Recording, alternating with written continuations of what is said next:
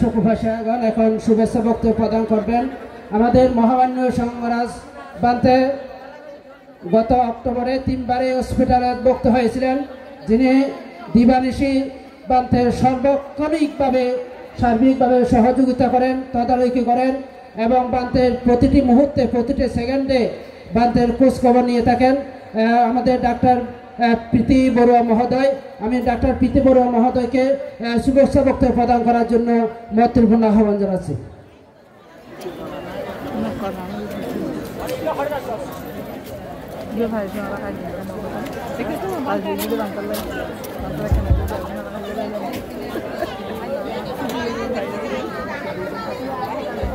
আজকে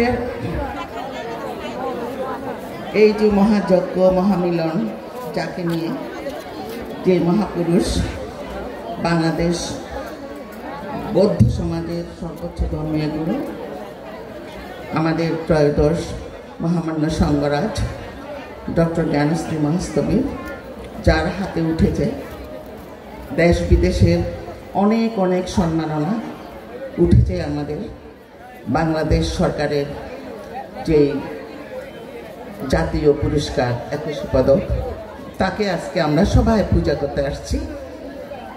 মঞ্চে আছেন আমাদের পূজনীয় ভিক্ষু সংঘ, সবাইকে আমি বন্দনা জানাচ্ছি। সামনে আছেন আমাদের চট্টগ্রামের, ইভেন পুরো বাংলাদেশ থেকে অনেকে এখানে আসছেন আমাদের ভান থেকে আজকে পূজা করতে। সবাইকে আমি শ্রদ্ধা, নমস্কার এবং শুভেচ্ছা জানাচ্ছি। যাকে নিয়ে আজকের আয়োজন, তাকে আজকে বলতে গেলে মহাকাব্য হবে, লিখতে গেলে মহাকাব্য হবে, বলতে গেলে দিন রাত বছর চলে যাবে। উনি একটি প্রতিষ্ঠান, ডক্টর জ্ঞানশ্রী মহাস্তবীর একটি প্রতিষ্ঠান, একটি নাম, যে শুধু দিয়ে গেছেন, দিতে জানেন, যার কোনো চাওয়া পাওয়া নাই, সেই নীরব নিবৃত্তে সেই সমাজের মানবতার কল্যাণে আমাদের সমাজের সেই আন্ডার প্রিভিলেজড ছেলে মেয়েদেরকে নিয়ে, অনাথ যাদের বলি, গড়ে তুলেছেন অনেক শিক্ষা প্রতিষ্ঠান, সামাজিক প্রতিষ্ঠান এবং অনাথ আশ্রম। আপনারা অনেকে জানেন উনি যা দান করেন, নিজে কোনো স্পর্শ করেন না, সবগুলো কিন্তু উনি এই অনাথ আশ্রমকে দান করে দেন। তাদের ভরণ পোষণ, শিক্ষা সব কিছু কিন্তু উনি পরিচালনা করেন এই দানের টাকা দিয়ে। ওনার চিকিৎসার ব্যাপারে আমি একটু বলি এখানে, যেহেতু অ্যাকচুয়ালি উনি কিন্তু অসুস্থ হয় আজকে থেকে 3 বছর আগে। ওনার প্রথম কিন্তু উনি পড়ে গিয়ে ওনার হিপ ফ্র্যাকচার হয়ে যায়। ওনাকে আপনার যে আমাদের পেছনের হাড্ডিটা আছে, যেটা আমরা হিপ বোন বলি আর কি ইংরেজিতে, ডাক্তারি ভাষায়, ওটা কিন্তু সম্পূর্ণ ভেঙে গেছিল। ওটাকে নতুনভাবে আর্টিফিশিয়ালি ওখানে বসানো হয়েছে। উনি যে বসে আছেন, উনি কিন্তু এক পাশে ওই বোনটা কিন্তু ওনার জন্মগত আছেন, আরেকটা কিন্তু ওনার আর্টিফিশিয়াল। সেদিন থেকে কিন্তু ওনার শুরু ওনার ওষুধ। এর আগে কিন্তু কখনো উনি অসুস্থ হতে আমি দেখি নাই। আজকে 3 বছর আগ থেকে কিন্তু উনি অসুস্থ। তো এই জন্য এর পরপর কিন্তু অনেকবার ওনার কিছু কিছু ছোট ছোট অ্যাক্সিডেন্ট ঘটছে। মন্দির থেকে যখনই যা সমস্যা হয় আমরা নিয়ে গেছি, চিকিৎসা করেছি, চলে গেছি। এখন আপনার এবারের যে কোনটা, ওখানে আমাদের ভান্তারা বলেছেন পরপর 3 বার উনি ভর্তি হয়েছেন রয়্যাল হসপিটালে।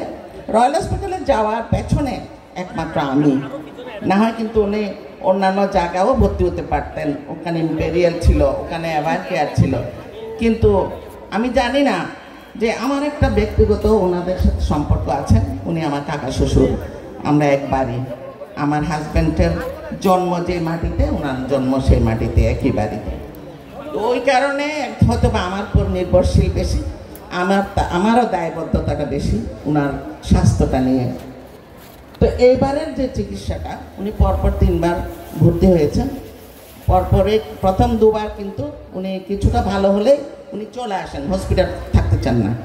তৃতীয়বার যেদিন প্রবারণার দিন ভোর 4টার সময় আমাকে ফোন করেছেন ছোট ভান্তে, যে ভান্তে কথাবার্তা বলতেছে না, চোখ বন্ধ, ওনার খুবই খারাপ অবস্থা, আমি কোথায় নেব 4টার সময়। আমি বললাম এখনই অ্যাম্বুলেন্সটাকে নিয়ে আসেন। যাই হোক, অনেক কষ্ট করে অ্যাম্বুলেন্স জোগাড় করে নিয়ে গেল। ওনার অবস্থাটা এমনই ছিল সেদিন, ওনার কিন্তু মানে গ্লুকোজ লেভেল কমে গেছে। তারপরে ওনার বডিতে যে আমাদের যে ইলেকট্রোলাইটস যেটা আছে, যেটা আমাদের কতগুলো আমাদের খনিজ পদার্থ থাকে যেটা দিয়ে বডি কন্ট্রোল করে, ওইগুলো সব একদম বিলো দা বেস লাইন চলে গেছে। তারপরের মধ্যে হচ্ছে ওনার প্রেশার একেবারে উপরে ছিল 70, নিচে কিন্তু 40। উনি শকে। ওই অবস্থায় ভান থেকে কিন্তু আমরা ওখানে রিসিভ করছি। আমি তো খুবই ভয়ে ছিলাম, সোয়েটিং হচ্ছে। যাই সে একদম ঠান্ডা হয়ে গেছে। ওই সময় থ্যাঙ্কস গড আমাদের সবাই, আমার ডাক্তারদেরকে আমি আনিয়েছি, আমি এম এ হাসানকে কল করেছি, অনুপমকে কল করেছি। আমাদের মেন চিকিৎসক কিন্তু ভান্তের 3 জন। প্রফেসর এম এ হাসান প্রথম থেকেই চিকিৎসা করছেন, সাথে আমাদের প্রফেসর অনুপম বড়ুয়া, প্রফেসর রিপন বড়ুয়া, আর আমি, আর আমাদের ডাক্তার প্রভাত চন্দ্র বড়ুয়া। আমরা দুজন সবসময় পাশে ছিলাম, আমরা কিন্তু কোঅর্ডিনেট করতাম। আর আমাদের দাদা প্রফেসর কনক স্যার কিন্তু বেশ কয়েকবার উনি কিন্তু ঢাকা থেকে ফোন করে করে জিজ্ঞেস করতেন ভান্তের অবস্থাটা কি।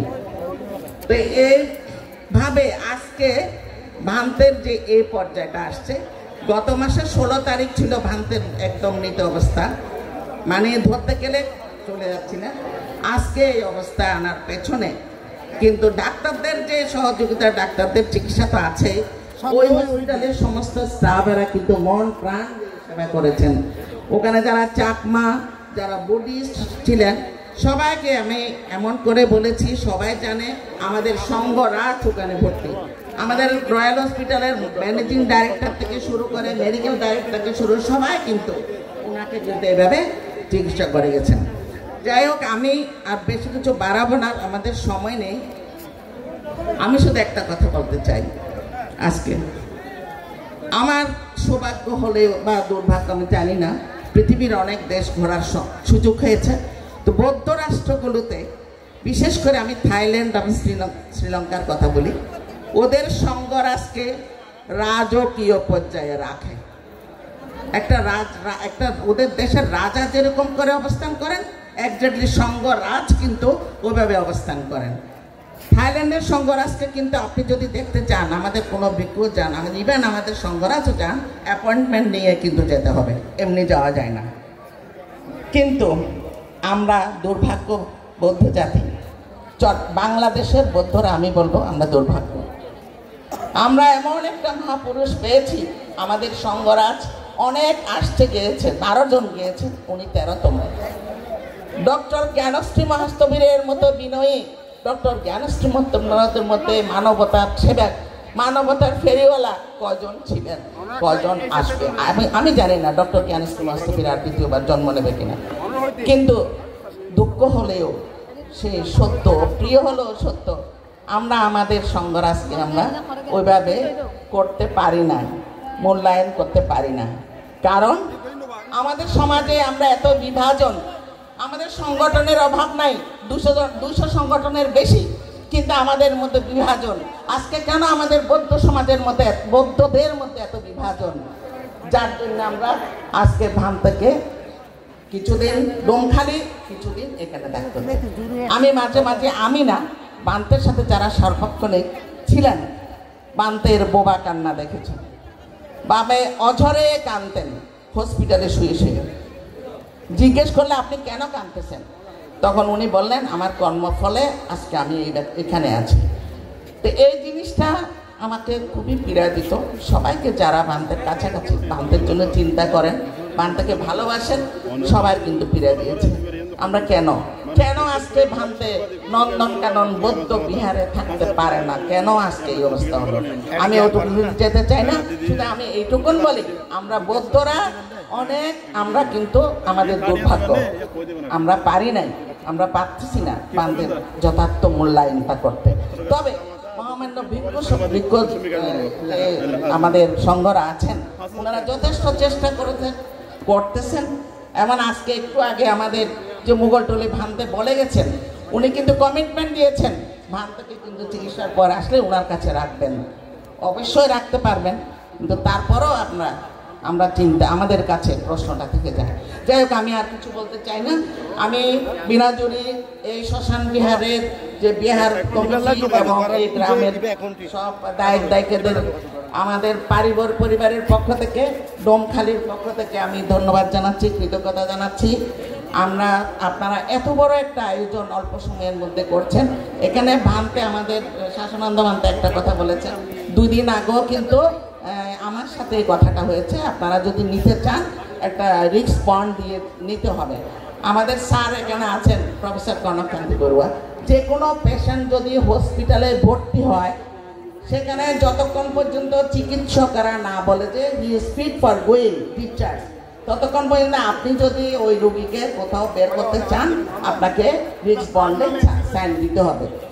এখনো মনে করেন আজকে যে ভান থেকে আনা হয়েছে এখানে রিস্ক বন্ডের সাইন না, কিন্তু আমি দিয়ে আনছি। তো এইটুকুন আমি বলতে চাই, আপনাদের কাছে ক্লিয়ার করতে চাই।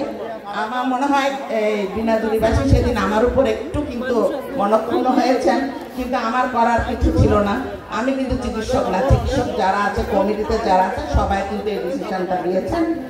আজকে কিন্তু বান্ধব যদি সেদিন মাত্র এই যে রাইল স্ট্রিপটা খুলেছিলেন, আজকে বান্ধবকে যে পর্যায়ে দেখতেছেন ওই দিন আনলে এই পর্যায়ে দেখতেন না। আমরা চাই বান্ধব সুস্থ থাকুক, বান্ধব এই পথভাবে বান্ধব থাইল্যান্ড যাক, বান্ধব ওখানে গিয়ে চিকিৎসা করে সুস্থ হয়ে আমাদের কাছে ফিরে আসুক, আরো দীর্ঘজীবী হোক।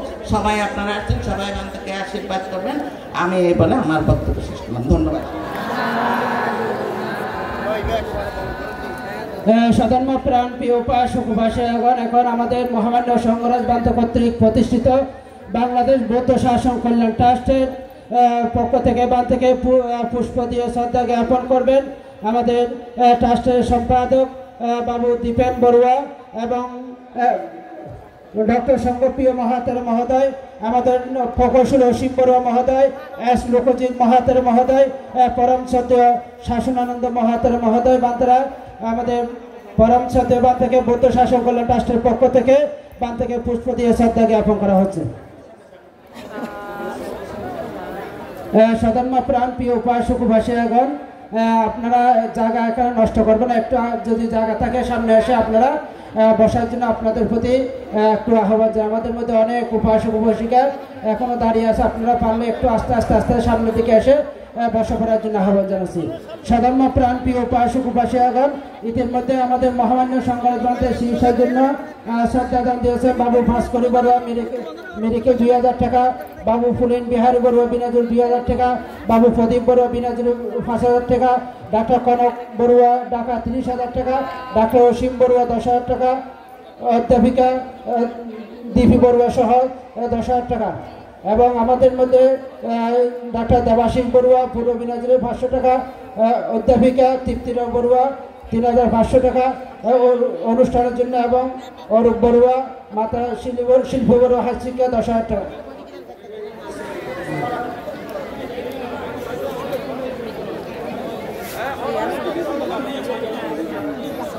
সধর্ম প্রাণ প্রিয় উপাসক উপাসিকাগণ,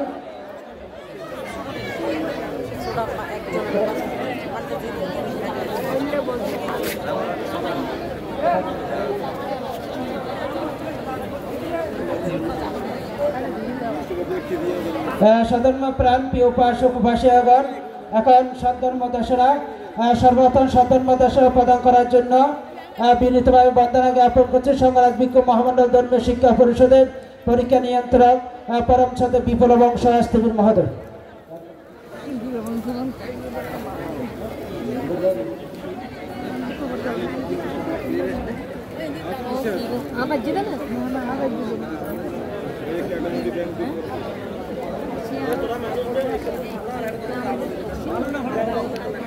পূজা কোলবতে পূজাং বন্দকো পাটিবন্দনা यासो कीर्तिञ्च पापोति सुमित्तनं न दुःखतीति।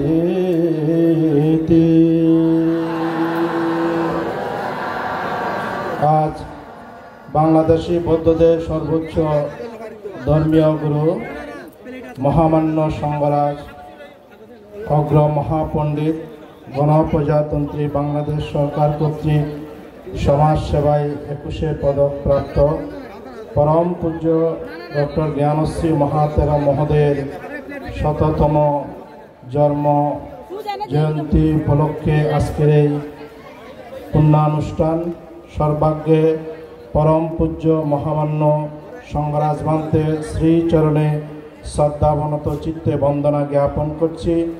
আজকের অনুষ্ঠানের মান্যবর সভাপতি বাংলাদেশি বৌদ্ধদের সর্বোচ্চ দ্বিতীয় ধর্মীয় গুরু শাসনের স্তম্ভ বিচিত্র ধর্মপ্রতীক পরম শ্রদ্ধাভাজন ধর্মপ্রিয় মহাস্তবীর মহোদয় সহ পূত পবিত্র অনুত্তর পূর্ণক্ষেত্র ভিক্ষু সংঘের প্রতি বিনম্র চিত্তে বন্দনা জ্ঞাপন করছি।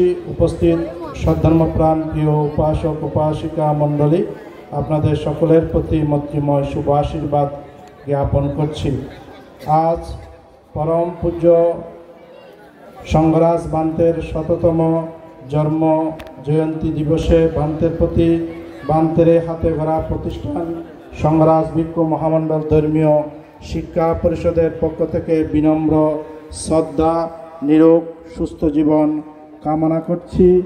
এই বিরল সাংঘিক ব্যক্তিত্ব ওনার সারা জীবনে যে প্রতিষ্ঠানগুলো গঠন করেছেন তন্মধ্যে সংঘরাজ ভিক্ষু মহামণ্ডল ধর্মীয় শিক্ষা পরিষদ অন্যতম। এই শিক্ষা পরিষদের মধ্যে দিয়ে 1977 সাল থেকে পর্যন্ত চট্টগ্রামে বৌদ্ধ ধর্মের অনুমতি শিশুদেরকে ধর্মীয় শিক্ষা প্রদান করে আসছেন। সেই সংগঠনের পক্ষ থেকে আমি এবং শান্তির প্রতি বিনম্র চিত্তে বন্দনা জ্ঞাপন করছি। সদ্ধর্মপ্রাণ উপাসক উপাসিকাগণ, আমি আমার বক্তব্য দীর্ঘায়িত করছি না, আপনাদের প্রতি মৈত্রীময় আহ্বান জানাচ্ছি। আগামী 26 এবং 27 ডিসেম্বর পরম পূজ্য ভারতীয় তৃতীয় সংঘরাজ ডক্টর রাষ্ট্রপাল মহাতেরা মহোদয়ের পুণ্যতীর্থ জন্মভূমি সত্যনগর গ্রামে ভারতীয় ষষ্ঠ সংঘরাজ মহোদয়ের গণসংবর্ধনা অনুষ্ঠিত হবে। আগামী ডিসেম্বরে 26 এবং 27 তারিখ এবং সত্যনগর শান্তিনিকেতন বৌদ্ধবিহারের 200 বছর পূর্তি অনুষ্ঠিত হবে। আমি পরম পূজ্য ভিক্ষু সংঘের শ্রীচরণে বন্দনা নিবেদনার্থে উক্ত অনুষ্ঠানে বিনম্র চিত্তে পান করছি এবং সমগ্র বিনাজুরিবাসী এবং দেশ বিদেশ থেকে আগত সকল ধর্মপ্রাণ উপাসক উপাসিকাদেরকে আগামী 26 এবং 27 ডিসেম্বর বৃহস্পতিবার এবং শুক্রবার অনুষ্ঠিত পূর্ণানুষ্ঠানে অংশগ্রহণ করার জন্য উদযাপন কমিটির পক্ষ থেকে মৈত্রীময় আহ্বান জানাচ্ছি। জগতের সকল প্রাণী সুখী হোক। সধর্মপ্রাণ প্রিয় উপাসক উপাসিকাগণ, মহামান্য সংঘরাজ ভান্ত থেকে উদযাপন করে